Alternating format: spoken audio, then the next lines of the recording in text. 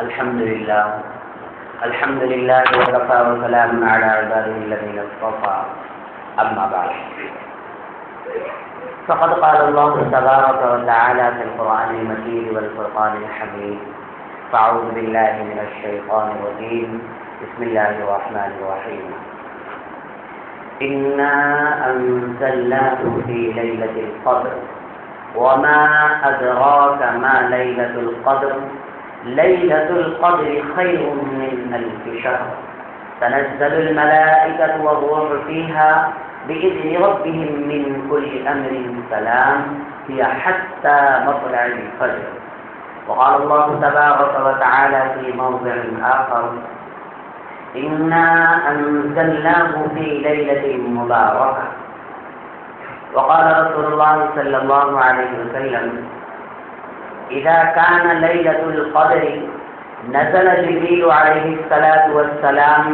في كبكبة من الملائكة يصلون على كل عبد قائم أو قاعد يذكرون الله عز وجل أو كما قال عليه الصلاة والسلام. میرے محترم بزرگوں اور ملت اسلامیہ کے عزیز دینی بھائیوں، ہم اور آپ حضرات جس محفل میں جمع بیٹھے ہوئے ہیں وہ محفل کوئی معمولی محفل نہیں ہے. عام طور سے جو محفلیں ہوا کرتی ہیں تو ان کی فضیلتیں کچھ اور ہوتی ہیں. فضیلت سے خالی کوئی دین محفل نہیں، لیکن آج کی جو محفل ہے اور ہم سب نے جو آج کی تراویح کو مکمل کیا تو ایک تو یہ اس میں بڑی بڑی فضیلتیں ہیں. ایک تو آج کی 27ویں شب ہے جس کو ہم شب قدر کے نام سے یاد کرتے ہیں. دوسرے یہ کہ آج قرآن مجید مکمل ہوا، اور تیسرے یہ کہ اللہ کے رسول علیہ السلام نے اس رات کے بارے میں جو جاگنے کے سلسلے میں، جو شب بیداری کے سلسلے میں جو فرمایا ہے، ہم سب اس فرمان کے مطابق آج مسجد کے اندر جمع ہو کر کے ہم سب مل جل کر کے بیٹھے ہوئے ہیں. اس وجہ سے اس کے فضیلت کو کبھی معمولی مت سمجھیے، اس لیے کہ اللہ کے یہاں اس محفل کی بڑی قدر ہے. اللہ تعالیٰ سے دعا ہے کہ جب تک کہ یہ تھوڑی بہت بات چلے ہم سب کو جم کر کے بیٹھنے کی توفیق نصیب فرمائے. میرے دوستو، آج کی رات وہ مبارک رات ہے جس رات کی بنیاد پر رمضان المبارک کو فضیلت حاصل ہوئی ہے.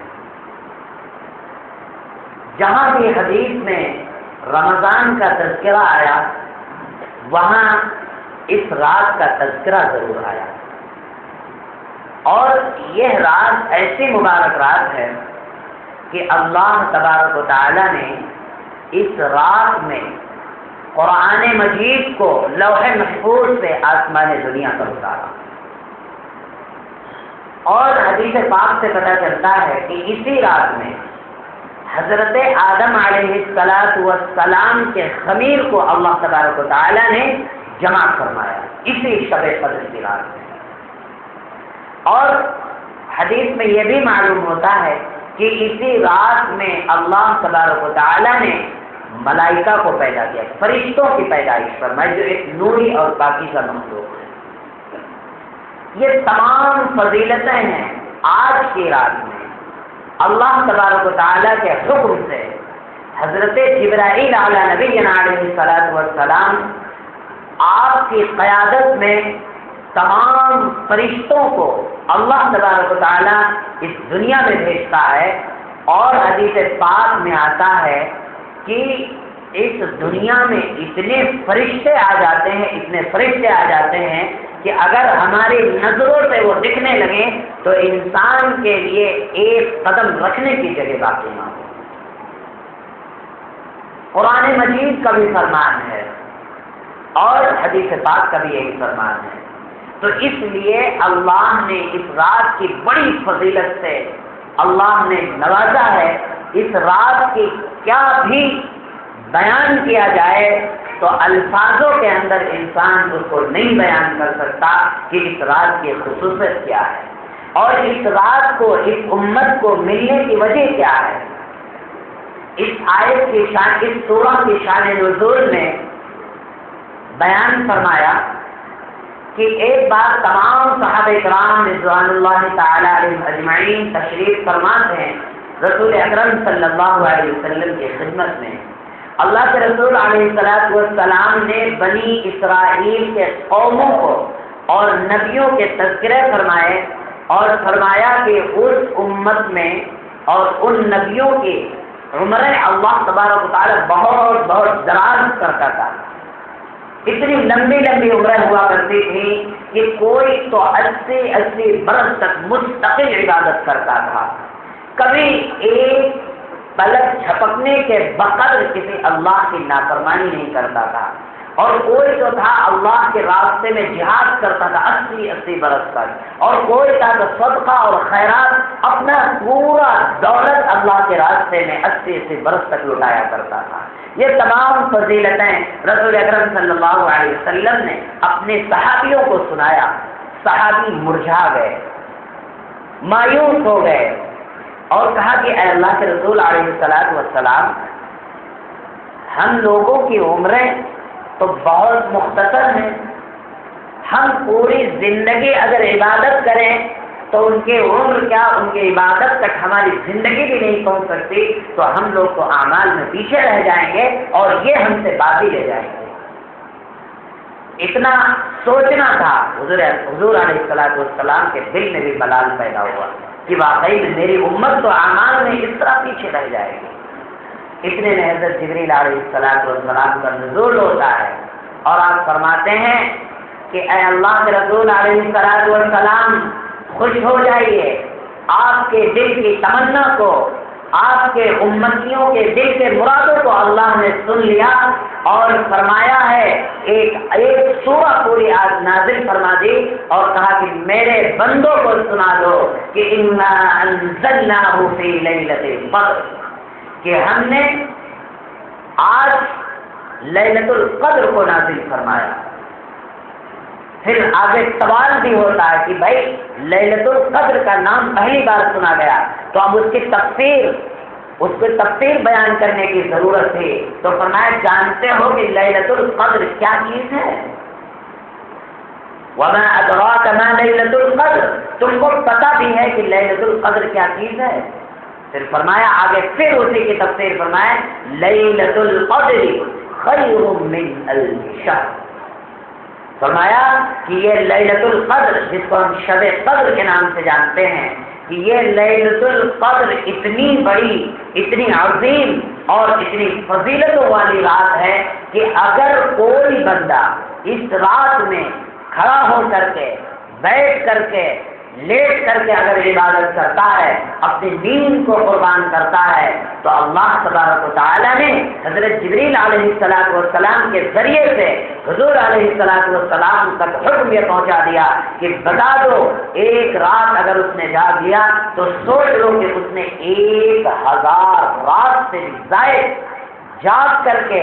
اس نے عبادت اللہ کی بارگاہ میں پیش کر دی، اور وہ عبادت جو اللہ کے ہاں مقبول ہو چکی ہو، جو رد نہ ہوئی ہو۔ حضور صلی اللہ علیہ وسلم نے اس کی تفسیر میں بیان فرمایا کہ من قام لیلۃ القدر ایمانا واحتسابا غفر له ما تقدم من ذنبه، حضور صلی اللہ علیہ وسلم نے فرمایا جس شخص نے اس رات میں ایمان کے ساتھ اور ثواب کی نیت رکھ کر کے اگر کوئی اس رات میں جاگا تو سمجھ لو کہ اس کے گزشتہ تمام گناہ اللہ تبارک و تعالیٰ معاف فرما دے گا۔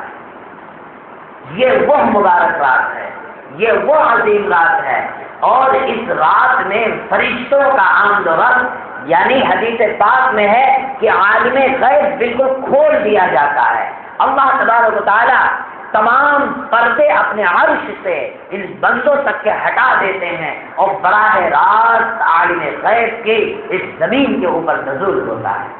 اس رات میں۔ لیکن یہ ہم جیسے گنہگاروں کی بس میں نہیں کہ اس بات کو محسوس کر سکیں، لیکن ہاں جو اللہ کے برگزیدہ بندے تھے، جو اللہ کے لیے سب کچھ اپنا قربان کرنے والے تھے، متقی اور پرہیزگار حضرات تھے، ان لوگوں نے اس بات کو محسوس کیا کہ آج کی رات کیسی فضیلت اللہ تبارک و تعالیٰ اس امت کے اوپر نازل فرماتا ہے۔ جیسا کہ حدیث میں بھی پڑھا جاتا ہے، کچھ لوگوں نے جب سمندر کے پانی کو چکھا آج کی رات، تو جنہوں نے سمندر کے پانی کو چکھا ہوگا تو جانتا ہوگا کتنا کھارا کتنا کڑوا ہوتا ہے، لیکن اس رات میں اللہ تبارک و تعالیٰ نے شب قدر کی بدولت، اس کی برکت کی بنیاد پر پورے سمندر کے پانی کو میٹھا فرمایا۔ لیکن اگر ہم اور آپ پہنچ جائیں قلعہ چکھیں تو میرے دوستو، ہم جیسے گنہگاروں کو یہ چیزیں نہیں نصیب ہو سکتی، یہ انہی لوگوں کو محسوس ہو سکتی ہیں جو اللہ کے احکام کو اپنی زندگی کے لیے قبول کر لیا ہو، اللہ کے ایک لمحہ زندگی میں کبھی نافرمانی نہ کی ہو، وہ ان امور کشمیہ سے وہ واقف ہو سکتا ہے اور وہ ان چیزوں کو محسوس کر سکتا ہے۔ آج کی رات وہ رات ہے، اور فرمایا اللہ تبارک و تعالیٰ نے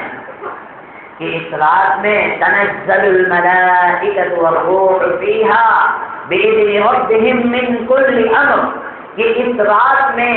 اللہ تبارک و تعالی حضرت جبرائیل علیہ السلام کی قیادت میں تمام فرشتوں کو اس روئے زمین پر بھیجتا ہے، اپنے حکم دیتا ہے کہ جاؤ میرے بندوں سے تم ملو، ملاقات کرو، مصافحہ کرو،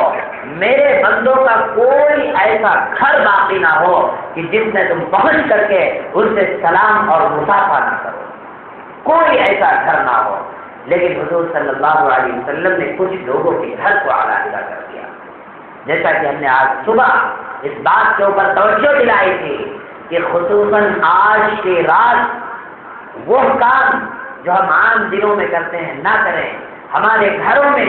اگر کوئی زائد ایسی جاندار کی تصویریں رکھی ہوں، ہم اس کو ہٹا دیں۔ ہمارے گھروں میں سر پہلی ٹی وی نظر آ رہی ہے، اس کو چھپا دیں، تاکہ جو اللہ کی رحمت کے فرشتے گھر میں داخل ہونے والے ہوں کوئی ان کے رکاوٹ نہ بنے۔ اس لیے حضور صلی اللہ علیہ وسلم نے فرمایا جس گھر میں کتا ہو یا جس گھر میں تصویریں ہوں، رحمت کے فرشتے اس میں داخل نہیں ہوا کرتے۔ تو آج کی رات کم سے کم ان باتوں کا اہتمام اگر کر لیا جائے تو یہ نہیں کہ یہ گھر گنہگار ہوتا ہے، ایسا نہیں، بلکہ اللہ تبارک و تعالیٰ ہر گنہگار بندے کے گھر میں بھی ان فرشتوں کو بھی بھیجتا ہے جو لوگ آج کی رات میں بیٹھ کر کے، لیٹ کر کے، کھڑے ہو کر کے اللہ کی بارگاہ میں عبادت پیش کر رہے ہوں۔ اللہ کے رسول صلی اللہ علیہ وسلم نے فرمایا کہ شب قدر کی رات میں جبرائیل علیہ السلام فی قبقبۃ من الملائکہ کہ پورے فرشتوں کے جھرمٹ کے ساتھ، پورے بہت بڑے گروہ کے ساتھ، وہ اتنا بڑا گروہ، اتنا بڑا گروہ کہ جو وہ جب داخل ہو جاتے ہیں زمین کے اوپر تو کوئی جگہ نہیں ملتی ہے۔ اگر انسان اس بات کو محسوس کر لے کہ فرشتوں سے پورا بھرا پڑا ہے تو انسان کے قدم رکھنے کی جگہ نہ ہو۔ حضور صلی اللہ علیہ وسلم نے فرمایا اتنے کثیر تعداد میں فرشتے آج کی رات میں اس زمین پر اترتے ہیں کہ قبقبۃ من الملائکہ یصلون علی کل عبد قائم اور قاعد یذکرون اللہ عز وجل۔ آج کی رات میں جب وہ فرشتے آتے ہیں سب سے سلام کرتے ہیں، سب کے اوپر رحمت بھیجتے ہیں اور اللہ کی بارگاہ میں اس بندے کے لیے بخشش کی دعائیں کرتے ہیں وہ فرشتے، اور اللہ سے سفارش کرتے ہیں کہ اے اللہ، میں نے تیرے بندوں کو قرآن مجید کی تلاوت کرتے ہوئے پایا، میں نے تیرے بندوں کو اللہ اللہ کرتے ہوئے پایا، میں نے تیری بڑائی بیان کرتے ہوئے پایا، اور میں نے آج کی رات تیری بارگاہ میں کھڑے ہو کر کے میں نے تیرے بندوں کو سجدہ ریز ہوتے ہوئے پایا۔ یہ تمام درخواستیں فرشتے اللہ کی بارگاہ میں پیش کرتے ہیں اور یہ اتنی بڑی فضیلت ہے میرے دوستوں کہ فرشتے جس شخص کے بارے میں تصدیق پیش کر دیں تو اس کا کوئی جھوٹ نہیں ہو سکتا، اللہ تبارک و تعالیٰ اس کو قبول فرماتا ہے۔ یہ آج کی رات کو یہ فضیلت حاصل ہے۔ اس وجہ سے میرے دوستو اس رات کے اندر ہم اللہ کی بارگاہ میں جتنی زیادہ عبادت پیش کر سکے ہم کریں، جتنی ہماری صحت طاقت دے ہم جاگیں، اور جاگتے ہوئے ہم صرف اللہ اللہ اور رسول اللہ کی باتیں کریں، ہم دنیاوی بات میں نہ مصروف ہوں، کسی کی غیبت میں نہ پڑیں، اور کہیں اور ادھر ادھر کی باتیں نہ کر کے ہم اللہ اور رسول اللہ کی باتیں کریں، وہ بھی عبادت میں آج کی رات شمار ہو جائے گی، اور وہ بھی ان فضیلتوں کے اندر شمار ہو جائے گا جس کے بارے میں حضور صلی اللہ علیہ وسلم نے اپنی امت کو پیغام بھیجا ہے۔ اور اللہ تعالیٰ نے خود فرمایا اس بات کو کہ یہ جو رحمت میری ہے، یہ جو میری رحمت کی دریا بہ رہی ہے، آج پوری اپنے ہوش و حواس اور پوری آب و تاب کے ساتھ جو میری رحمت نازل ہوتی ہے، وہ رحمت صبح کے فجر طلوع ہونے تک یہ رحمت اللہ تبارک و تعالیٰ باقی رہتا ہے۔ اس رات میں اعلان کرنے والے فرشتے اعلان کرتے ہیں، اللہ براہ راست خود اعلان کرتا ہے کہ اے میرے گنہگار بندو، اٹھو، کھڑے ہو جاؤ، غفلت کے چادر کو ہٹاؤ اور مجھ سے اپنی مغفرت مانگو، میں تم کو مغفرت دینے کے لیے میں انتظار میں بیٹھا ہوا ہوں۔ آج کی رات کوئی کسی طرح کی ایسی بات نہیں ہوگی کہ تمہاری بات نہ سنی جائے۔ آج تم اگر کچھ بھی مانگو گے، اگر رزق میں تنگ ہو، پریشان ہو، آج رزق کی کشادگی کے اگر مجھ سے سوال کرو گے تو ہم تمہارے رزق کو بھی آج کشادہ کریں گے۔ اگر تم اپنے گناہوں کی مغفرت کی طلب کرو گے تو ہم تم کو آج کی رات میں معاف کرنے کے لیے تیار ہیں۔ لیکن اللہ چاہتا ہے کہ میرے بندو کچھ تو میرے طرف آؤ، کچھ تو مجھ سے مانگو، لیکن جب ہم مانگیں گے ہی نہیں تو ہم کو کیا نصیب ہوگا؟ ہماری عصمت ٹوٹ جائے گی اگر آج کی رات بھی ہم اللہ سے نہ مانگ سکے۔ اللہ تعالیٰ فرماتا ہے، حضور صلی اللہ علیہ وسلم نے فرمایا کہ اللہ فرماتے ہیں من تقرب الی شبرا تقربت الیہ ذراعا، کہ اگر کوئی بندہ اللہ کی طرف ایک بالش بڑھتا ہے تو اللہ تبارک و تعالیٰ اس کی طرف ایک ہاتھ بڑھ کر کے لپکتا ہے۔ یہ نہیں کہ ہم اگر ایک بالش اللہ کی طرف جا رہے ہوں تو اللہ تبارک و تعالیٰ ہماری طرف 4 انگشت آ رہا ہو، نہیں، بلکہ اللہ ہم سے تیزی کے ساتھ ہماری طرف بیٹھتا ہے کہ آ جا میرے بندے، اپنے سوال کو تو میرے پاس لا، مان کیا مانگتا ہے، میرے خزانے میں تیرے دینے کی کچھ کمی نہیں ہوگی، میں تو دینے ہی کے لیے تیار ہوں، مان تو مجھ سے مان۔ اس وجہ سے اللہ تبارک و تعالیٰ اس بندے سے زیادہ آگے بڑھتا ہے، اور فرمایا وَمَن تَقَرَّبْتُ إِلَيْهِ ذِرَاعًا تَقَرَّبَ إِلَيَّ بَاعًا، کہ جو انسان ایک ہاتھ اللہ کی طرف قدم کو بڑھاتا ہے، اللہ سے مانگنے کے لیے طلب کرتا ہے، تو اللہ تبارک و تعالیٰ اس کی طرف 2 ہاتھ کو بڑھاتا ہے اور خود بڑھتا ہے کہ میرے بندے آ جا، میرے پاس آ اور میں تجھ کو عطا کروں۔ یہ اللہ اپنے بندوں سے بہت کچھ چاہتا ہے کہ میرا بندہ کچھ تو اپنی زبان کو کھولے، کچھ تو اپنی بدن کو حرکت پہ لائے، کچھ تو پیشانی کو زمین پر رکھے، میرے لیے کچھ تو کرے، میں تو بخشنے کے لیے تیار ہوں۔ لیکن میرے دوستو سب سے بڑی محرومی کی بات ہمارے لیے یہ ہے کہ ہم تمام چیزوں سے غافل ہو گئے ہیں۔ ہم صرف جاگنے کو محض یہ سوچ لیا کہ رات کو سونا نہیں ہے، نیند نہیں لانی اپنی آنکھوں میں، بس جاگ کر کے کیسے بھی گزار دو۔ میرے دوستو یہ نہیں ہے، بلکہ اگر جاگ رہے ہو اس رات میں تو جاگنے کی حالت میں کچھ نہ کچھ زبان سے اللہ کی بات ضرور نکلتی ہے،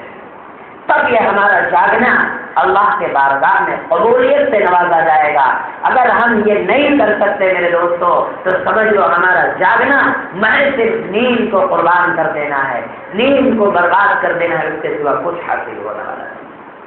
اس لیے خاص طور سے آج کی رات میں ان باتوں کا خیال کیا جائے، اور یہ شب قدر اللہ نے اتنی عظیم رکھی ہے، اتنی عظیم اس امت کے لیے بنایا ہے کہ میرے دوستو اگر اس کا اندازہ لگایا جائے تو ہماری سمجھ سے باہر ہو جاتی ہے۔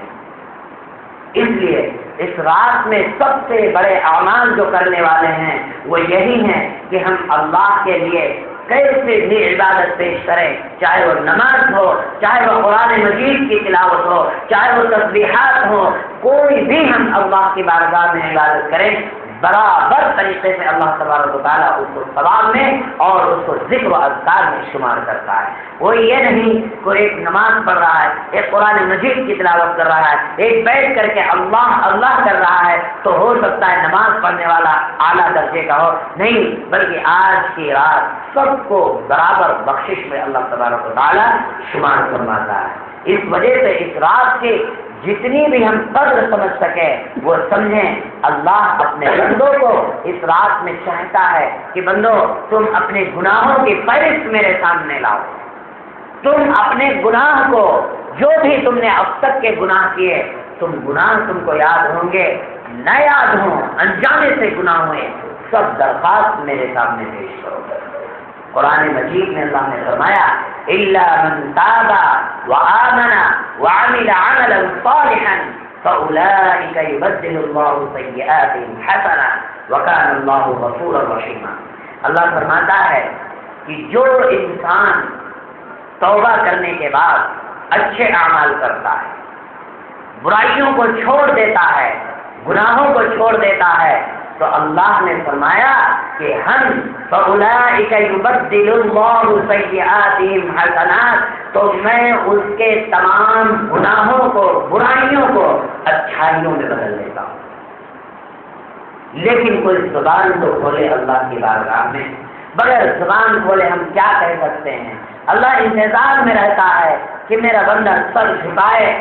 میں اس کی نماز کو قبول کروں، میں اس کے سجدوں کو قبول کروں۔ اگر وہ گنہگار ہے، اس کے گناہ کی وجہ سے بالکل اپنے نام اعمال کو بھر رکھا ہے، اللہ نے فرمایا کہ میں ان گناہ کو ختم نہیں کروں گا بلکہ ان کو اچھائیوں سے بدل دوں گا۔ فَأُولَٰئِكَ يُبَدِّلُ اللَّهُ سَيِّئَاتِهِمْ حسنات، کہ میں ان تمام برائیوں کو میں اچھائیوں میں تبدیل کر دوں گا، اس لیے کہ اللہ غفور رحیم ہے، وکان اللہ غفور رحیم۔ یہ کوئی تعجب کی بات اللہ نے فرمایا کہ تم نہ کرنا کہ ہماری تمام برائیاں اچھائیوں میں بدل جائے گی۔ اللہ نے فرمایا کہ میری صفت ہے بخشنے کی، میں رحم کرنے والا ہوں، میں مغفرت دینے والا ہوں، تمام تر صفات میرے اندر موجود ہیں۔ میرا بندہ اگر میرے سامنے کوئی بھی درخواست پیش کرتا ہے تو میں اس کے درخواست کو ہر حال میں قبول کروں گا، اور آج سے بڑی رات بخشش کے کوئی نہیں ہو سکتی۔ آج اللہ بھی اپنے بندوں کا ہر اعمال کو دیکھتا ہے، اپنے بندوں کے تمام اعمال کو دیکھتا ہے، اور فرشتے اگر وہ نماز میں ہے فرشتے اس کی نماز میں شرکت کرتے ہیں، اگر ذکر میں ہے تو فرشتے اس کے ذکر میں شرکت کرتے ہیں۔ یہ تمام چیزیں ہم جیسے گنہگاروں کے لیے اللہ نے بڑی سہولت کا سامان پیدا کر رکھا ہے کہ میرے بندوں، عمریں اگر چھوٹی ہیں، عبادت اگر کم ہے، تو یاد رکھو ایک رات اگر جاگ لیا تو آپ سوچ لو کہ کتنی رات جاگ کر کے عبادت کو پیش کرنے کا ثواب مل جائے گا۔ اور انسان کے زندگی میں اگر صحیح معنوں میں عبادت کے ساتھ اگر 10 بھی شب قدر مل گئی تو پھر اس کے نیکیوں کا مقابلہ دوسری امتیں جن کے 500 برس تک کے جن کے عمریں ہوا کرتی تھی، وہ اس امت کے نیکیوں کا مقابلہ نہیں کر سکتی۔ لیکن میرے دوستو، یہ صرف قرآن مجید ہی تک کی بات نہیں ہے، یہ صرف حدیث پاک ہی تک کی بات نہیں ہے، بلکہ یہ ہم سب کو اس کو عمل میں لانے کی چیز ہے کہ ہم اگر عمل میں لا رہے ہیں۔ اسی لیے حضور صلی اللہ علیہ وسلم نے فرمایا کہ آنے والی جو امت ہوگی ایمان سے اتنی کمزور ہو جائے گی کہ اگر اتنی بڑی بڑی باتیں ان کو سنائی جائے گی تو وہ سوچیں گے یہ بھائی میرے سر سے اوپر بات چلی جا رہی ہے، یہ میرے سمجھ میں نہیں آ رہی ہے۔ تو اسی لیے حضور صلی اللہ علیہ وسلم نے فرمایا کہ اس رات میں جو ایمان کے ساتھ اور ثواب کی امید کے ساتھ، نیکیوں کی امید کے ساتھ جس نے بھی رات کو جاگ کر کے اللہ کی بارگاہ میں عبادت پیش کیا تو اس کو سمجھ لو کہ اس کے پچھلے تمام گناہوں کو اللہ تبارک و تعالیٰ معاف فرما دے گا۔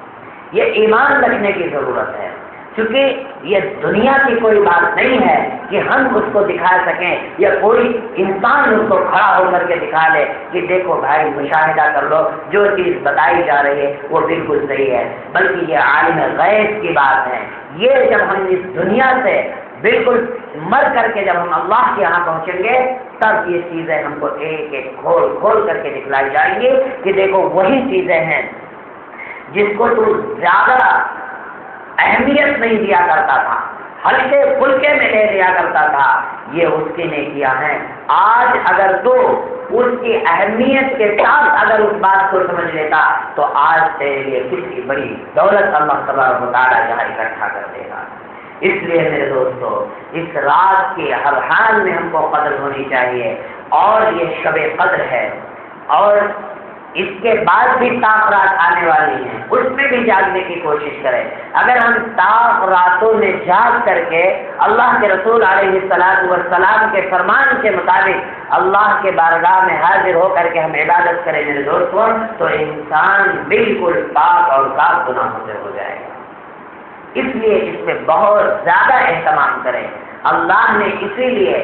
شب قدر آج 27ویں شب ہے، زیادہ تر قول یہی کہ 27ویں شب ہی کو اللہ تبارک و تعالیٰ لیلۃ القدر کا نزول فرماتے ہیں، لیکن فرمایا کہ صرف اسی رات کو پکڑ کر کے بیٹھ جانا اور باقی رات کو ایسا بھول جانا کہ بالکل شب قدر یاد ہی نہ ہو تو یہ غفلت میں شمار ہوگا۔ فرمایا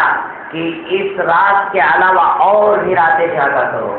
اللہ کی رحمت کو تلاش کرو، اللہ کی مغفرت کی تلاش میں رہو۔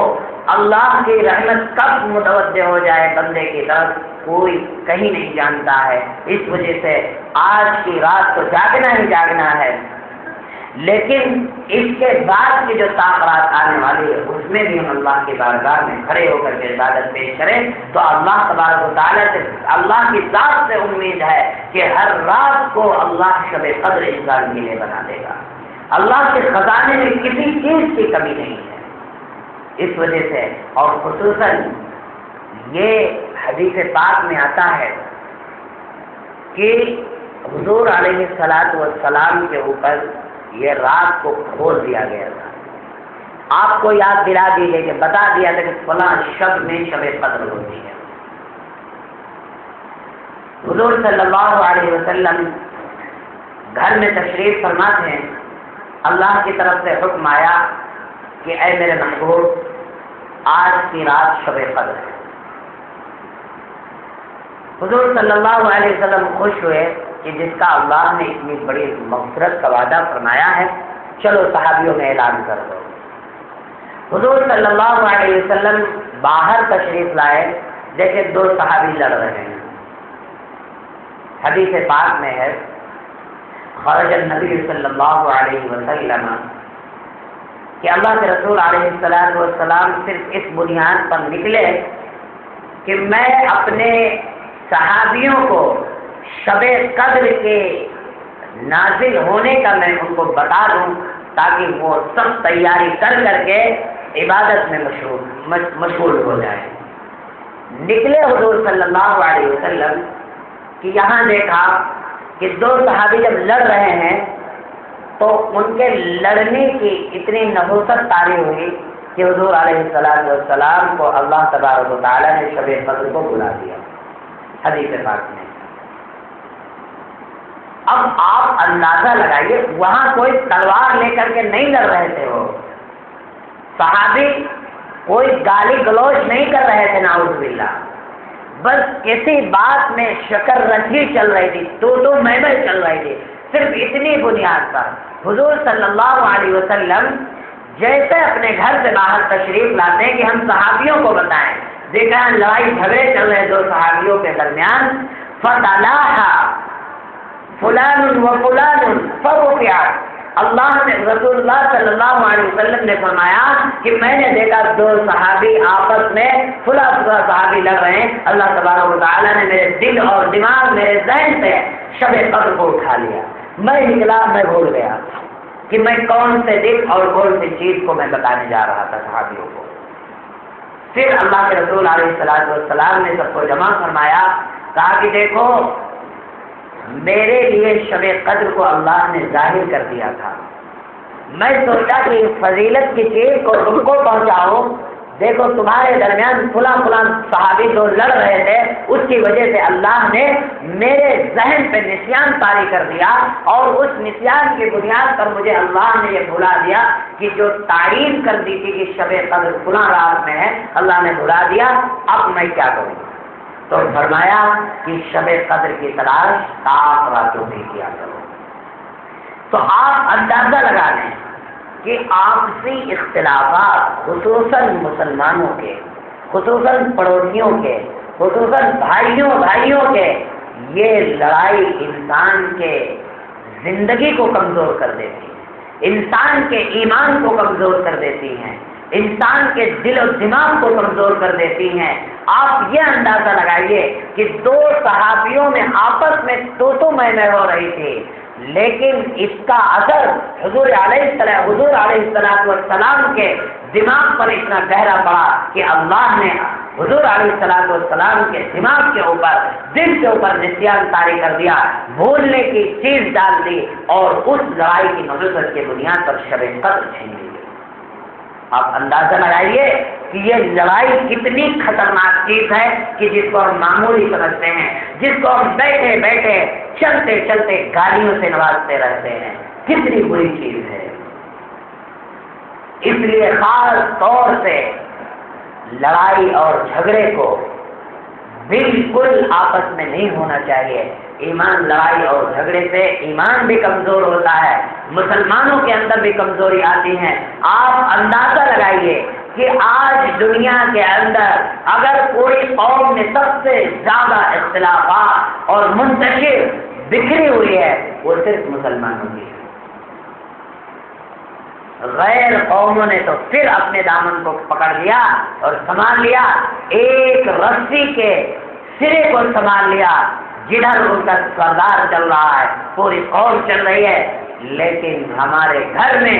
ہمارے باپ اگر ایک بچوں کو ایک پلیٹ فارم پہ لانے کی کوشش کرتے ہیں تو بچے بھی گالیوں سے نوازتے ہیں اپنے باپ کو، ان کو بھی مارتے ہیں اور ان کے لیے بری باتیں پیش کرتے ہیں۔ یہ مسلمان کی طرف سے کہاں سے امید رکھو گے؟ غیروں کی لڑائی سے اللہ کے رسول علیہ السلام نے بچنے کے لیے فرمایا، یا ہم گھر میں لڑتے ہیں، بھائی بھائی لڑتے مرتے ہیں، بیٹا اپنے باپ کو قتل کر دیتا ہے، ایسے بھی خبر ہے، اور صرف زمین کی بنیاد پر کہ ایک باپ کے دو بیٹے تھے، ایک کے ساتھ باپ رہتا تھا، وہ اس کا بیٹے کا خیال رکھتا تھا، تو باپ کے پاس جو زمین جائیداد کھیتی باڑی تھی اس کی پوری پیداوار تھوڑا اس کو دے دیتا تھا اور جس میں رہتا تھا وہ استعمال کرتا تھا۔ اس دشمنی کی بنیاد پر دوسرے بیٹے نے اپنے باپ کو قتل کر دیا۔ ایسے بھی انسان دنیا کے اندر ہے،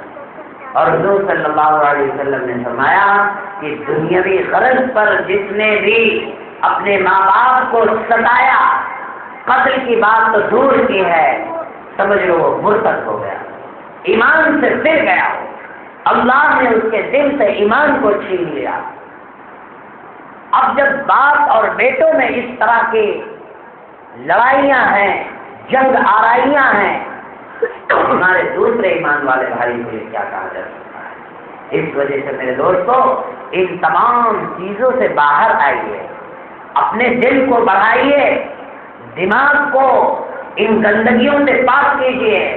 دل کو بالکل فری کر لیجیے اپنے ایمان والے بھائی کے لیے، کہ ہم کو کسی سے کوئی اختلاف نہیں، ہم سے کسی سے کوئی لڑائی اور جھگڑا نہیں، اگر خدا نخواستہ کوئی ہو جاتا ہے معافی تلافی کیجیے، دل کی صفائی کیجیے، معافی تلافی کے بعد عزتیں بڑھ جایا کرتی ہیں، انسان کے دل میں اس کا اکرام پیدا ہو جایا کرتا ہے، اور جب ہم اس چیز سے نکل جائیں گے اس کی برکت سے اللہ تبارک و تعالیٰ اس پورے امت مسلمہ میں اتفاق اور اتحاد پیدا فرما دے گا۔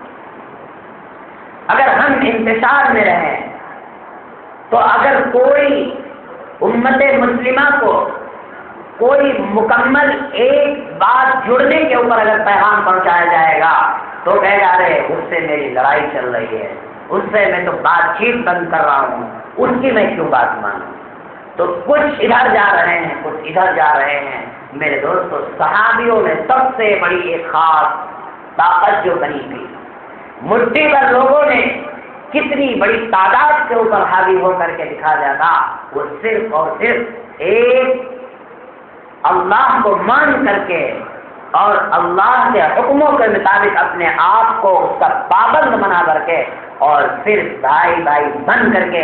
ایک اعلان ہو جاتا تھا، صحابی اپنی تمام ضروریات کو چھوڑ دیتے تھے اور اس اعلان کے مطابق نکل پڑتے تھے۔ یہی وہ طاقت تھی کہ بڑے بڑے لشکروں کو مٹھی بھر لوگوں نے زیر کیا، تہہ تیز کر دیا، ان کے جو ہے تمام ناموں کو اکھاڑ کر کے پھینک دیا اور ان کو اس دنیا سے نیست و نابود کر دیا۔ وہ طاقت صرف واعتصموا بحبل اللہ جمیعا ولا تفرقوا اس بنیاد پر تھا کہ اللہ کے نام پر سب لوگ ایک مضبوطی سے اللہ کی رسی کو پکڑ لو، آپس میں اختلاف مت پیدا کرو۔ ان لوگوں نے اس بات کو سمجھ لیا تھا، اس پر عمل کر کے دکھا دیا، اور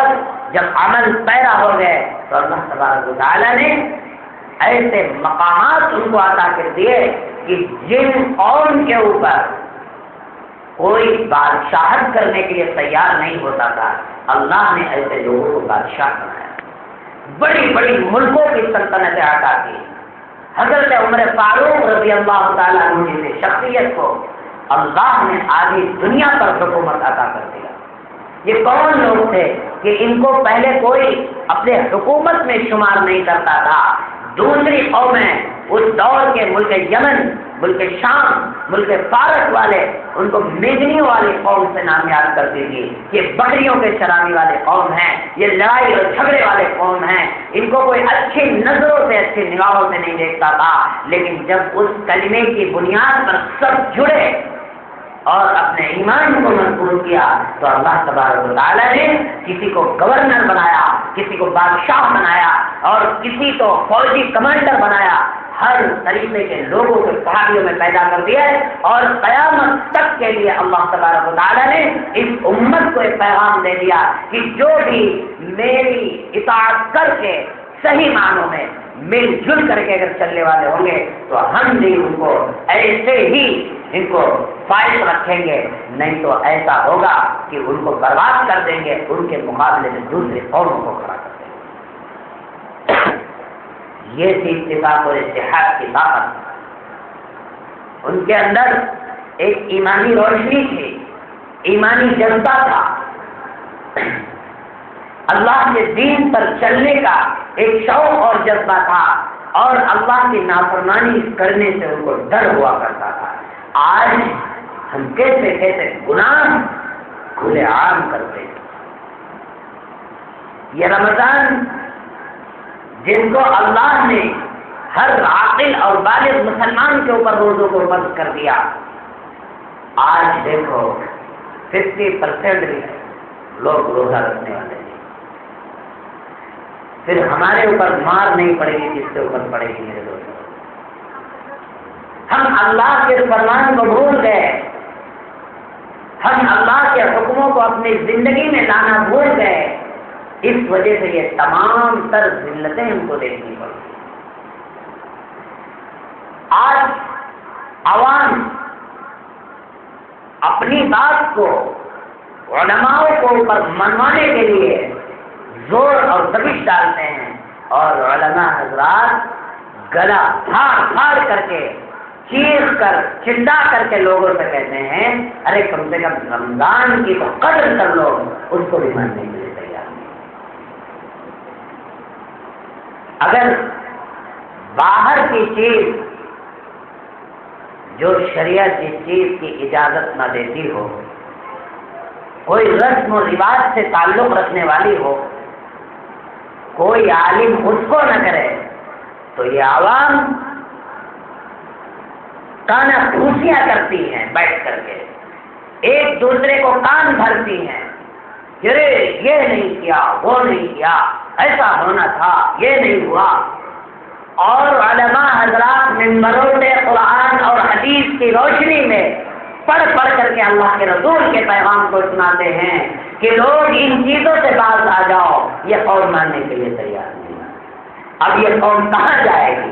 عرض معلّہ پہ جائے گی یا تحت الثری کے اندر وہ اللہ تبارک و تعالیٰ کو گھسائے گا؟ کہاں اس کا جگہ ہوگا؟ آج یہ مسلمان سوچ لے اپنے آپ میں گربان جھاڑ کر کے۔ یہ سوچ آج امت کی بن گئی ہے، اسی وجہ سے کہیں مسلمانوں کی کوئی کامیابی نظر نہیں آ رہی۔ اگر بزنس میں ہے تو اس کو بھی ڈبا کر کے بیٹھا ہے، جدھر جا رہا ہے گالیاں کھا رہا ہے، کوئی عزت کی نگاہ سے دیکھنے کے لیے اس کو تیار نہیں ہے۔ پتہ نہیں کون کون نام سے اس مسلمان کو یاد کیا جاتا ہے، کوئی تو کچھ بولتا ہے تو کوئی کچھ بولتا ہے۔ کیوں کہ ہم بھی ان کے تلبے کو چاٹنے والے بن گئے، علماء سے اپنے ناطے کو توڑ لیا، ان کے جو حدیث کو پڑھ کر کے قرآن پڑھ کے سناتے ہیں کہ اللہ کا یہ پیغام ہے مسلمانوں، اس کو مانو، وہ مانتے نہیں، غیروں کے تلبے چاٹ کر کے اپنے آپ کو خوشی محسوس کرتے ہیں، تو اس امت کی اور اس قوم کی عزت کہاں ہوگی؟ خود اندازہ لگائیں اس بات کو۔ یہ تمام چیزیں میرے دوستو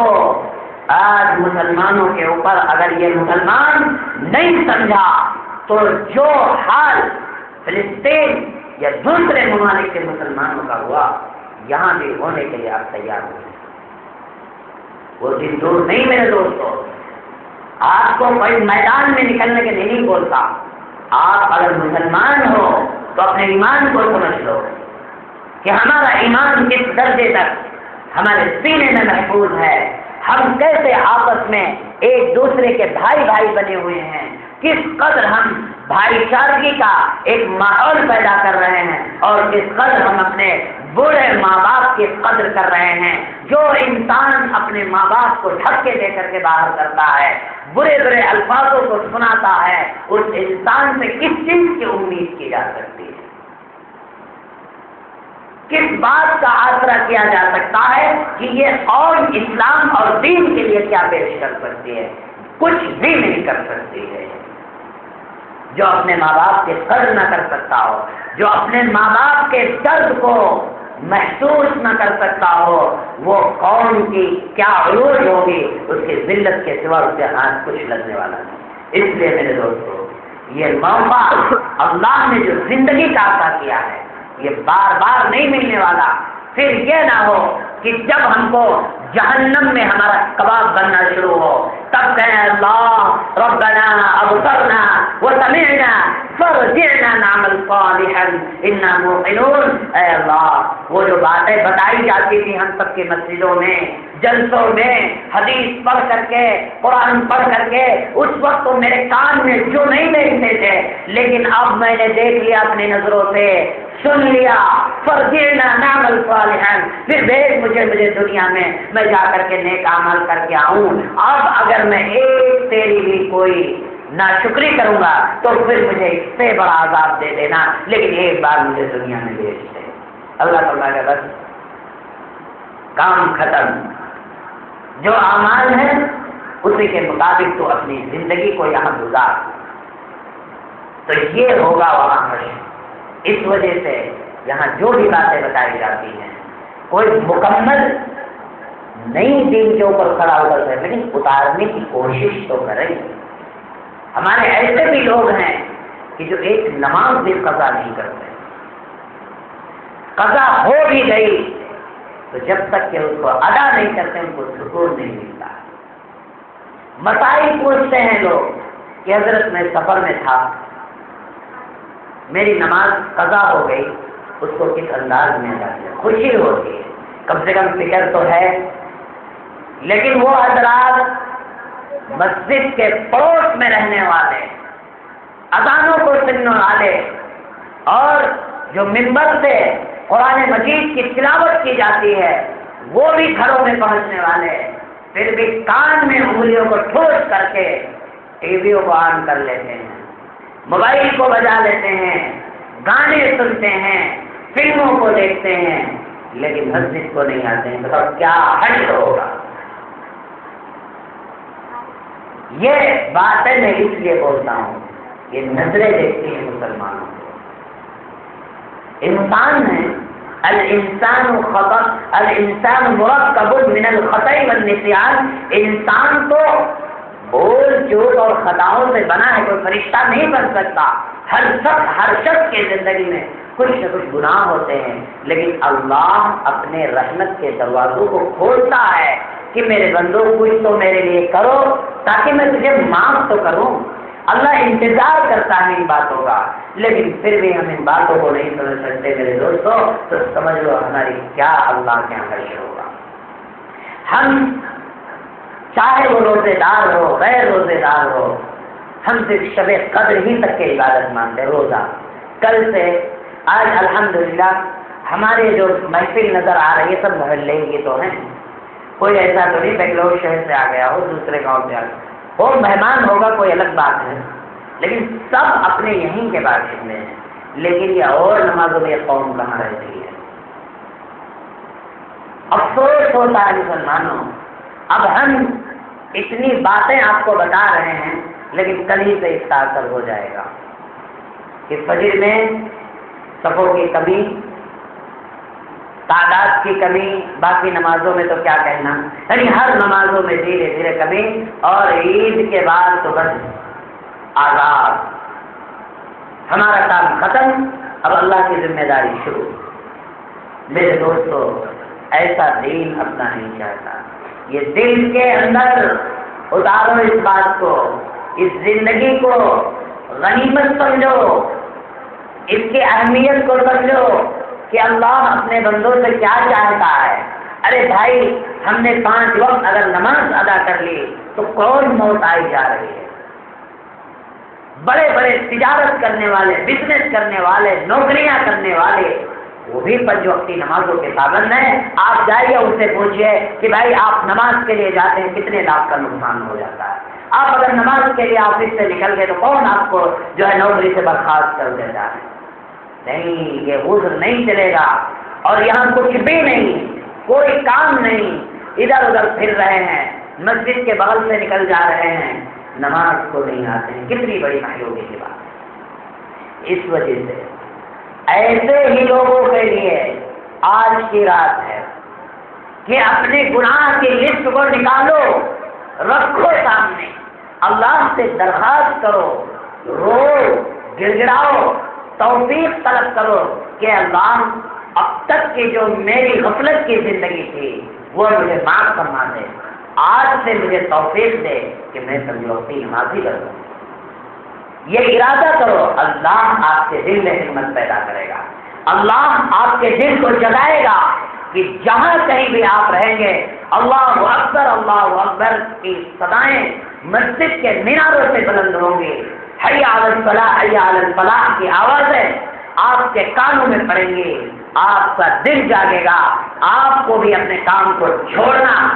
منظور ہوگا، لیکن نماز کو ترک کرنا چھوڑنا منظور نہیں ہوا، کتنا بھی اہم کام ہوگا، لیکن آپ بھی اپنے گھروں سے، اپنے کاروبار سے، اپنی تجارت سے نکلیں گے اور اللہ کے گھر میں آ کر کے سکون اور اطمینان سے نمازوں کو ادا کریں گے، پھر دل کو خوش کر کے لے جائیں گے پھر اپنے کام میں مصروف۔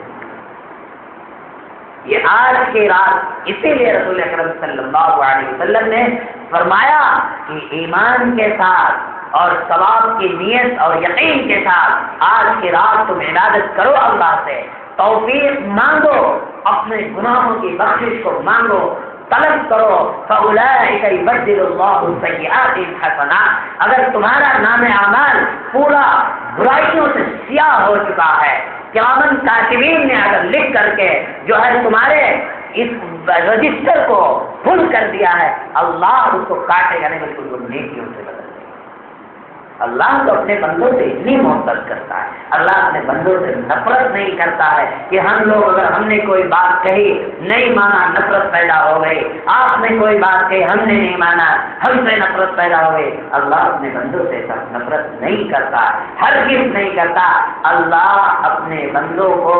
ہر آن ہر لمحہ انتظار کرتا ہے، ہر سیکنڈ کو اللہ انتظار کرتا ہے کہ ہو سکتا اب میرا بندہ میری طرف آ جائے، اب میرا بندہ میری طرف جھک جائے، اب میرا بندہ یہی کرتے کرتے اللہ اس کی موت دے دیتا ہے۔ لیکن بندے کی ذمہ داری ہے کہ وہ کہاں تک اللہ کو یاد کرتا ہے، یہ ذمہ داریاں ہیں ہم تمام مسلمانوں کے لیے۔ ورنہ میرے دوستو آج کل کے حالات ایسے ہو رہے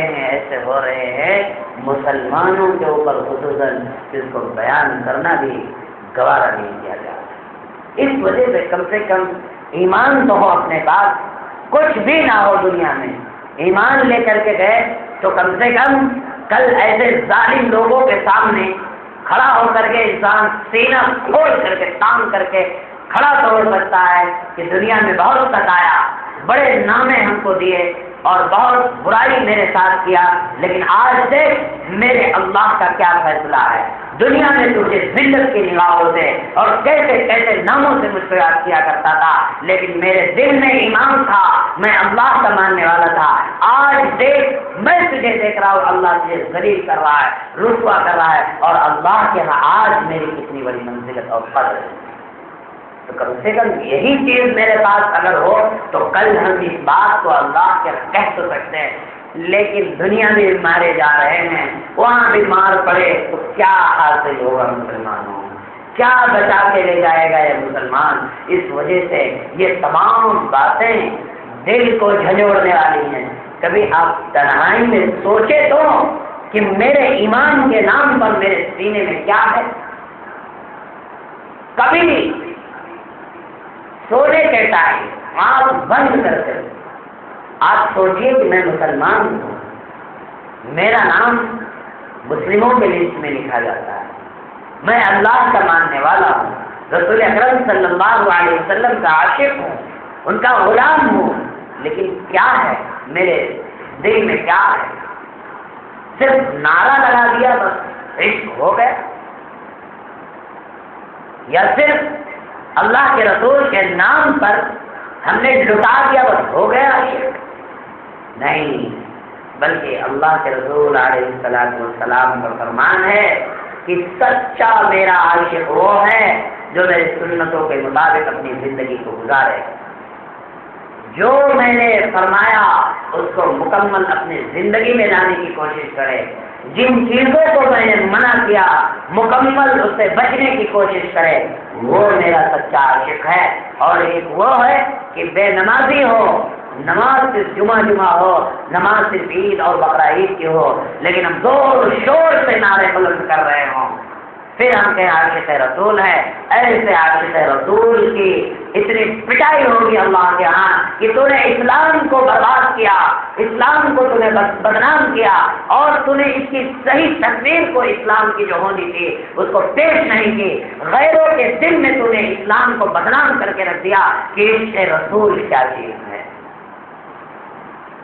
اس لیے سمجھنے کی چیزیں ہیں ایمان والوں، مسلمانوں،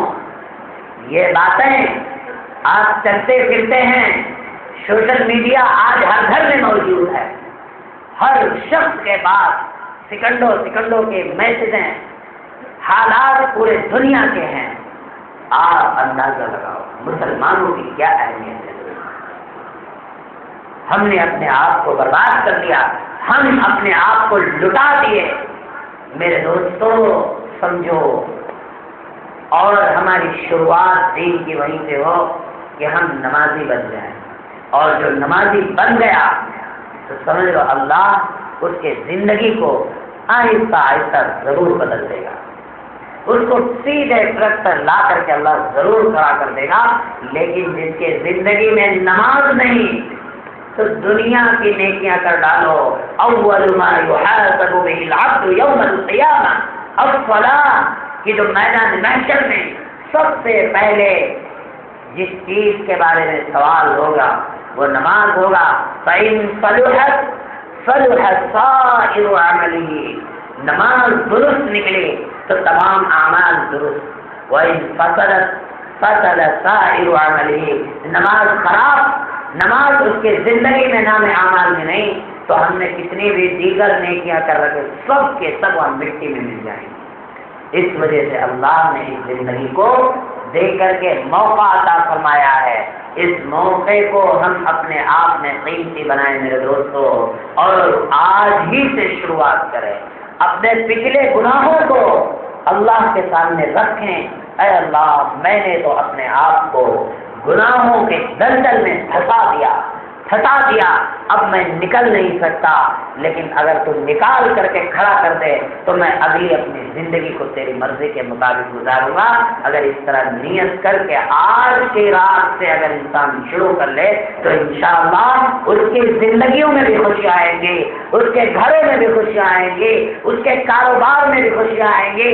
جدھر یہ بندہ قدم رکھے گا اللہ کی براہ راست اس بندے کی طرف جو ہے رحمت متوجہ ہوگی. اور اگر آزمائش کی بنیاد پر کچھ تھوڑی بہت پریشانیاں ہیں تو آپ گھبرائیے نہیں. پریشانیاں رسول اکرم صلی اللہ علیہ وسلم سے بڑی پریشانی آج کے دور میں کوئی دکھا سکتا ہے.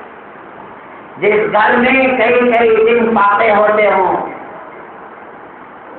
اور آج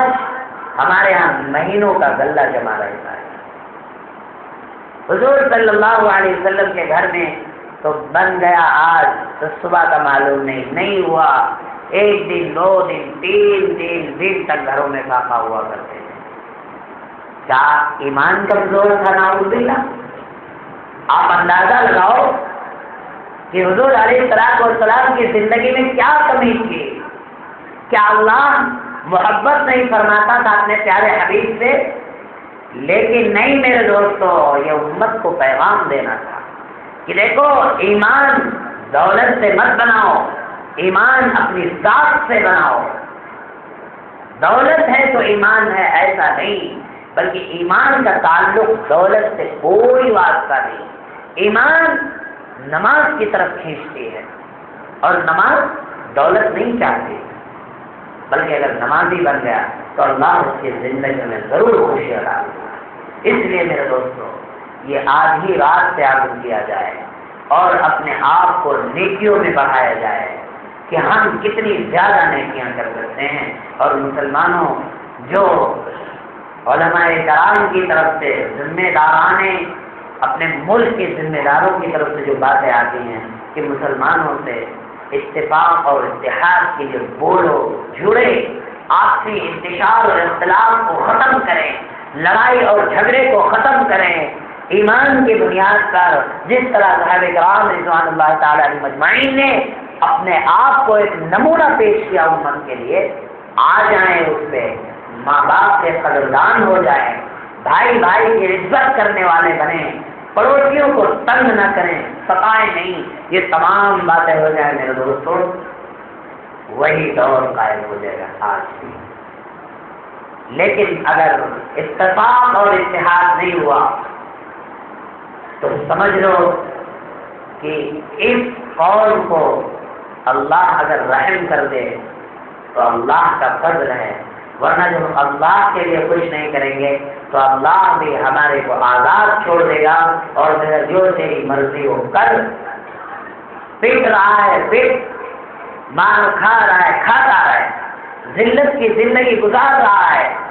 گزارتا رہے، میرا تجھ سے کوئی واسطہ نہیں. اگر اللہ نے ایسا کہہ دیا میرے دوستوں تو ہم کون سے در میں اپنی فریاد کو لے کر کے پہنچیں گے؟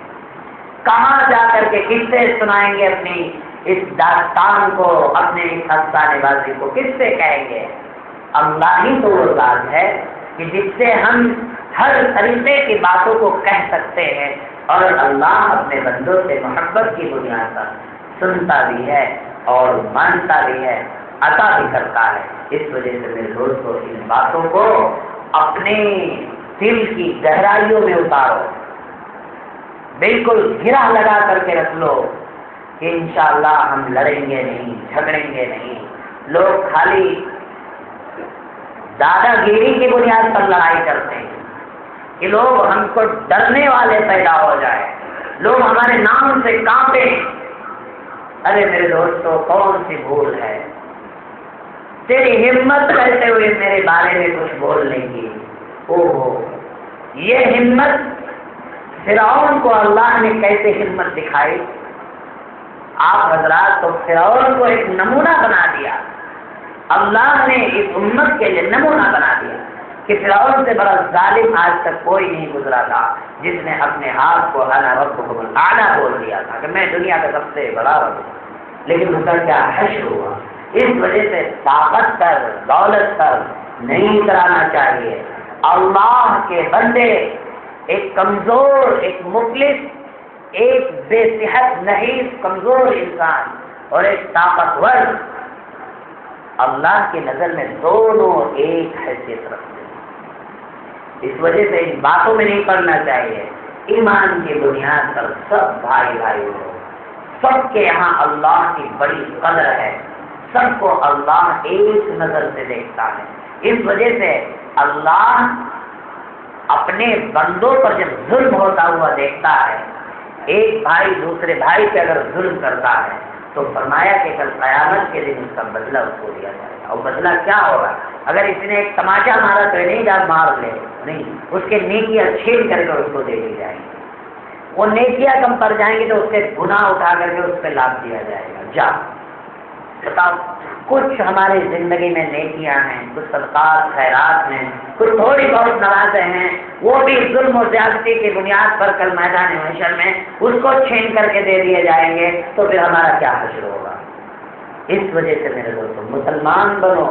اور مسلمان ایسے مسلمان بنو کہ کام کے مسلمان ہو، صرف نام کے مسلمان نہیں کہ ہم صرف نام کے مسلمان ہو، نام کے مسلمان ہو، اس وجہ سے کام کے مسلمان ہو۔ اللہ کام دیکھتا ہے کہ میرا بندہ، یہ میرا ایمان والا بندہ کیا کام میری خدمت میں پیش کرتا ہے۔ یہ چیزیں ہیں۔ صحابہ کرام رضوان اللہ تعالی اجمعین نے کتنی بڑی قربانیاں پیش کی، کتنی بڑی قربانیاں پیش کی کہ اللہ تبارک و تعالی نے ان کے قربانیوں کی بنیاد پر، ان کی دین کی بنیاد پر قرآن مجید کے کئی مقامات پر رضی اللہ عنہم ورضوا عنہ کا مدعا ان کو سنا دیا۔ دنیا ہی میں بخشش کا پروانہ دے دیا، ان کو سرٹیفکیٹ دے دیا کہ بھائی تم کو تمہاری بخشش ہو گئی، اب تمہارے اوپر عذاب نہیں ہو سکتا۔ وہ بھی انسان تھے، ہم بھی انسان ہیں، صحابی تو نہیں بن سکتے، ان کے پیر کے جوتیوں کے دھول کے برابر بھی نہیں ہو سکتے، لیکن ان کی نقل تو کر سکتے ہیں میرے دوستوں، نقل تو کر سکتے ہیں۔ ان کے اندر کیسا ایمانی جذبہ، کیسا دین کا شوق، کیسے اپنے آپ کو مٹا دینے کا دین کے نام پر جذبہ تھا کہ آپ تاریخ کے اندر وہ چیز گواہ ہے۔ ایک مرتبہ حضرت عمر رضی اللہ تعالیٰ عنہ کے دور خلافت کے اندر آپ کی مجلس لگی ہوئی، اور جو فتح مکہ میں کچھ حضرات جو ایمان لائے تھے، بڑے بڑے حضرات جیسے ابو سفیان تھے، حضرت سہیل بن عمرو تھے، حضرت اکرمہ بن ابی جہل کے بیٹے اکرمہ، یہ بڑے بڑے صحابہ، حضرت حارث بن ہشام رضی اللہ تعالیٰ عنہ، یہ سب فتح مکہ کے وقت ایمان لائے تھے۔ اللہ کے رسول علیہ السلام کے آخری دور میں ان کو زیادہ رفاقت نہیں مل سکی حضور علیہ السلام کی، تو ایک مرتبہ حضور صلی اللہ علیہ وسلم کی محفل میں یہ حضرات سامنے بیٹھے ہوئے تھے۔ اتنے میں دیکھا کہ اصحاب صفہ تشریف لا رہے ہیں، تو یہ سب جو تھے ابو سفیان، حارث بن ہشام اور سہیل بن عمرو، یہ بڑے بڑے سردار تھے کفار مکہ کے،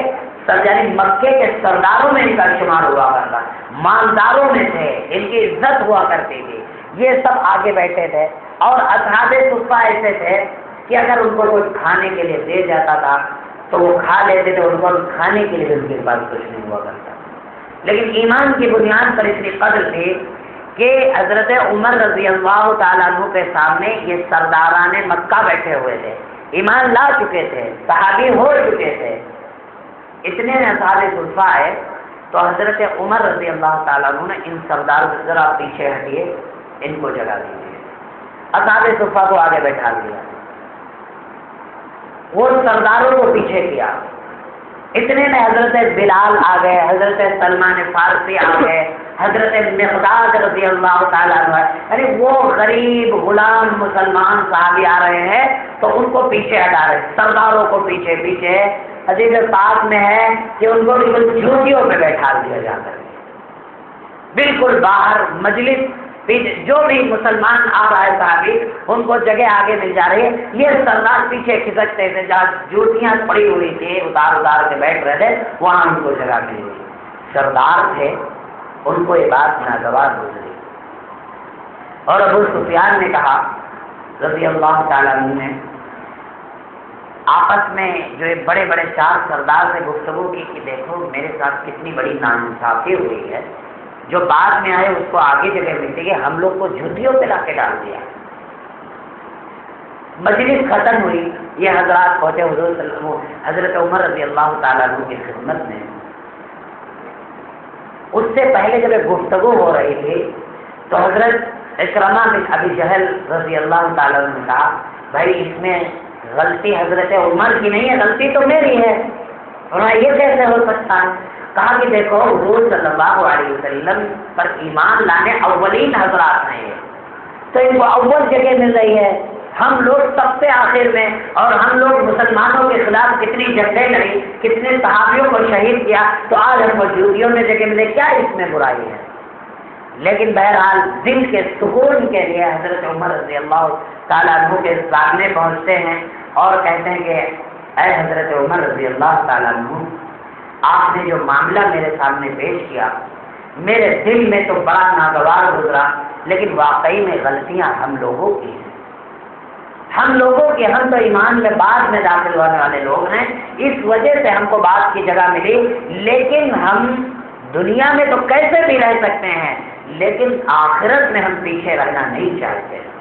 آخرت میں ہم سب کے ساتھ رہنا چاہتے ہیں، ہم آپ کے بھی ساتھ رہ چاہتے ہیں، ہم حضرت بلال کے اور حضرت سلمان کے ان تمام لوگوں کے ساتھ میں رہنا چاہتا ہوں، لیکن پیچھے جگہ رہنے والوں میں نہیں ہے کہ ہم کو آخرت میں بھی سب سے پیچھے کر دیا جائے۔ تو حضرت عمر رضی اللہ تعالیٰ نے بڑا پیارا جواب فرمایا، کہا کہ دیکھو یہ دنیا میں بھی آگے ہیں اور آخرت میں بھی آگے رہیں گے، اس لیے کہ انہوں نے ایمان کے لیے کتنی قربانیاں پیش کی، کتنی قربانیاں، کتنی محنتیں، کتنے مارے کھائے، کتنی جنگوں کو لڑائے انہوں نے، اس لیے ان کو سرفہرست ہیں، اگر آپ بھی ایسے قربانیاں پیش کرو تو ہم لوگوں کے ساتھ آپ بھی ہو جاؤ گے۔ اتنا سننا تھا ان لوگوں کا، ایک دینی جذبہ دیکھو، آخرت کی طلب دیکھو، صحابی تھے، بخشش کے امید، یقین تھا کہ اللہ نے فرما دیا کہ میں تمام صحابیوں کو میں نے بخش دیا، دنیا میں سب آخرت میں کامیاب ہوں گے اور جنت کے اعلیٰ درجوں میں ہوں گے، لیکن صرف اس بنیاد پر کہ کہیں ہم کو وہاں پیچھے کر دیا جائے ان صحابیوں سے، یہ ایک طلب تھی۔ اور جب اس بات کو سنا کہ ان کی طرح آپ بھی قربانیاں پیش کرو تو آپ کو بھی ان لوگوں کے ساتھ جگہ ملے گی، اس بنیاد پر سے وہ سردار اٹھے، مکہ کو پہنچے اور مکے میں اپنا ساز و سامان تیار کیا، اور تقریباً اس طرح کے 400 سردار میں مکہ نے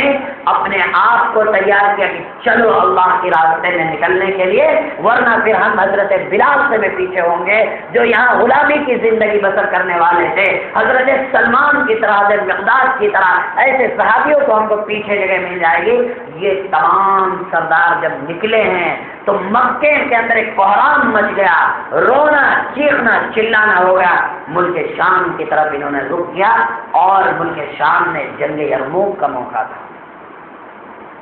انہوں نے کہا اس سے بہترین موقع کوئی نہیں، چلو مرتبے کو حاصل کر لیتے ہیں۔ وہاں پہنچتے ہیں تو جنگ یرموک کا جو میدان تھا تو اس میں جو شامی فوج تھی اس کے امپائر، اس کے انڈر میں 3 لاکھ فوج تھی، اور مسلمانوں کے صرف 30,000. جنگ شروع ہوئی، کئی دنوں تک جنگ ہوتی رہی ان کے درمیان. اتنے میں یہ 400 حضرات پہنچتے ہیں یرموک کے میدان میں. انہوں نے کہا کہ اس سے بہترین موقع ملنے والا نہیں، اور چلو میدان میں. اور اپنے ساز و سامان کو، اپنا خاندان پریوار کو خیمے میں کیا اور سب میدان میں نکل گئے. اور میدان میں نکلتے ہیں،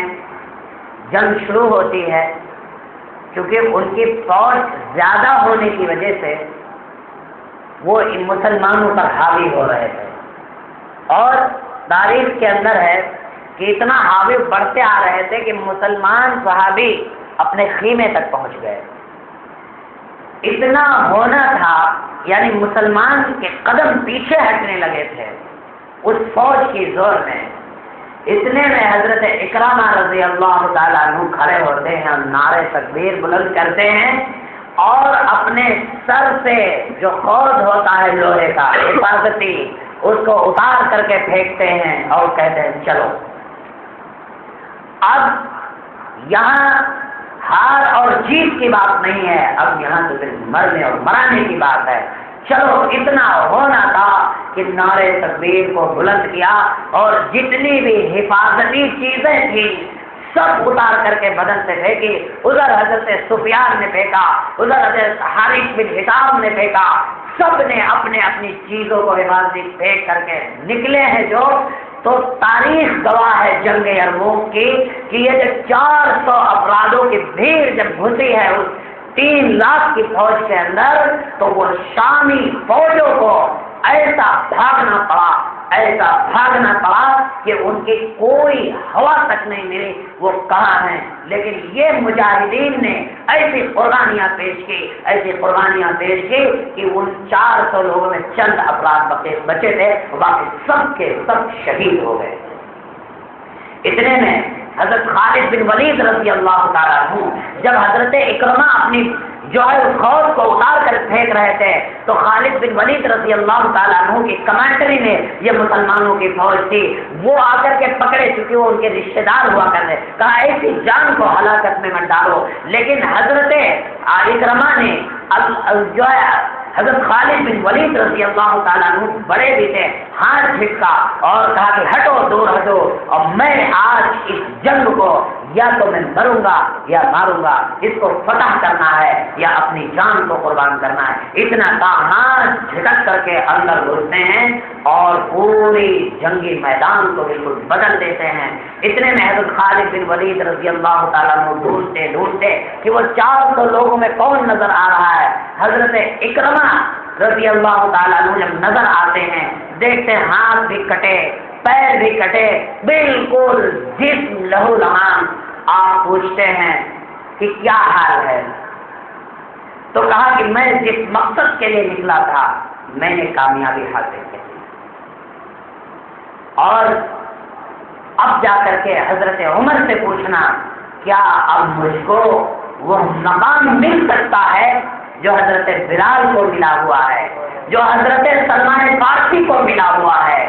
کلا زعمت نبل حنطتا، حضرت خالد بن ولید رضی اللہ تعالیٰ عنہ غصے میں آ گئے اور اپنی تلوار کو بلند کر کے کہہ دیا کہ اب عمر جو حنطبہ کا بیٹا ہے، اب وہ کوئی تمہارے لیے شکوہ شکایتیں نہیں کر سکتا ہے. اب تو آپ ان اولین میں سے شمار ہو جاؤ گے جو آج تک کے کوئی پیش نہیں کر سکا. آپ بھی حضرت بلال کے ساتھ رہو گے اور آج بھی سلمان فارسی کے ساتھ رہو گے، بڑے بڑے کبار صحابہ کے ساتھ تم لوگوں کو بھی ساتھ ہوگا. اب کوئی جو ہے حنطبہ کا بیٹا آج عمر یہ نہیں کہہ سکتا کہ تم نے کوئی قربانی نہیں پیش کی. حنطبہ عرب میں جو ابنیت لگتی ہے تو باپ کے نام سے، لیکن جب کوئی غصے میں بولتا ہے تو ماں کی طرف نسبت کرتا ہے. تو فرمایا کلا زعم ابن الحنطمہ اللہ نستشہد، کہ اب عمر یہ شکایت نہیں کر سکتا، تم وہ مقام کو پا چکے ہو، وہ مقام تم حاصل کر چکے ہو جو پہلے کے صحابیوں نے حاصل کر لیا. میرے دوستو، کس بنیاد پر جنتی تھے ایسا نہیں کہ جنت میں ان کے جانے کا اعلان ہو، اللہ نے خود اعلان کر دیا جنتی حضرات ہے، لیکن صرف مقام اور مرتبے کی بنیاد پر اپنے جانوں کی قربانیوں کو پیش کر دی۔ اور آج ہم صرف چاہتے ہیں کہ اللہ میں چھوٹی سی جنت میں جگہ مل جائے، وہی ہمارے لیے کافی ہے، اس کی بھی ہم تیاری نہیں کر رہے میرے دوستوں۔ آپ سوچو، صحابیوں کو کوئی معمولی ذات نہیں تھی، 30,000 کے لشکر نے اور 30,000 میں 400 لوگوں نے 3 لاکھ کو ایسا بھگایا کہ ان کی دھول تک کی پتہ نہیں چلی۔ یہ تھا ایمان کا جوش، یہ تھا آپسی محبت، یہ تھی آپسی جوڑ، یہ تھی ایمان کی طاقت۔ آج بھی مسلمان اگر ایمان کی بنیاد پر اپنی تمام لڑائیوں سے پاک کر لے اپنے آپ کو، گالیوں گالیوں ماں باپ کا فرما بردار بن جائے، اپنے بڑوں کا عزت و اکرام کرنا بن جائے، تو وہی چیزیں آج بھی نصیب ہو سکتی ہے۔ اس وجہ سے میرے دوستو، آج کا سب سے بڑا پیغام یہی ہے کہ آج کی رات ہم اللہ کی بارگاہ میں روئیں، اپنے گناہوں سے معافی مانگیں اور اپنے گناہوں کو سامنے رکھیں کہ اللہ اب تک کے جو بھی جان بوجھ کر کے انجانے میں جو بھی گناہ ہوئے اللہ اپنے فضل سے معاف کرے۔ لیکن آنے والی زندگی کو انسان اگر کامیاب بنا لے میرے دوستوں، تو سمجھ لو سب سے کامیاب مسلمان ہوگا اور اپنی زندگی کو سب سے اس دنیا میں کامیاب بنا لیا۔ اگر اتنا بھی نہیں کر سکا تو سمجھ لو قسمت ٹوٹ گئی اس دنیا کے اندر اور بڑا بدنصیب بڑا بدبخت انسان بن جائے گا۔ اس وجہ سے میرے دوستوں، آج کی رات ہم یہ عزم و ارادہ کریں کہ اللہ اب ہم گناہ نہیں کریں گے، گناہ ہو بھی جائیں تو دیر مت کیجیے، اللہ سے توبہ کیجیے، نماز کی پابندی کیجیے، نماز اگر چھوٹ جائے دیر مت کیجیے، اس کو ادا کر لیجیے، لیکن خدا کے واسطے عبادت کی جو شروعات ہوتی ہے وہ نماز سے ہوتی ہے، نماز کی پابندی کیجیے۔ اب یہ نہ ہو کہ آج شب قدر ختم، کل سے مسجد خالی، ایسا خدا کے واسطے نہ کیجیے۔ اپنی ذمہ داری آپ سمجھیے، اس لیے کہ آپ کو مرنا ہے، آپ کو اپنا حساب و کتاب دینا ہے، کسی حضرت کو جا کر کے وہاں من رب کو اگر سوال و جواب نہیں دینا ہے۔ اس وجہ سے آپ اپنی ذمہ داری خود سمجھیے اور خود اس کے اہمیت کو سمجھیے۔ یہی اللہ سے دعا ہے کہ اللہ تبارک و تعالی ہم سب نے جو باتیں سنی ہیں اور جو باتیں کہی گئی ہیں آج کے اس مبارک رات میں، اللہ تبارک و تعالی ہم سب کو اس عمل کی توفیق نصیب فرمائے اور اللہ تبارک و تعالی ہم سب کو تمام گناہوں سے پاک فرمائے اور آئندہ کی زندگی اپنے مرضی کے مطابق گزارنے کی توفیق عطا فرمائے۔ آمین وآخر دعوانا الحمدللہ رب العالمین۔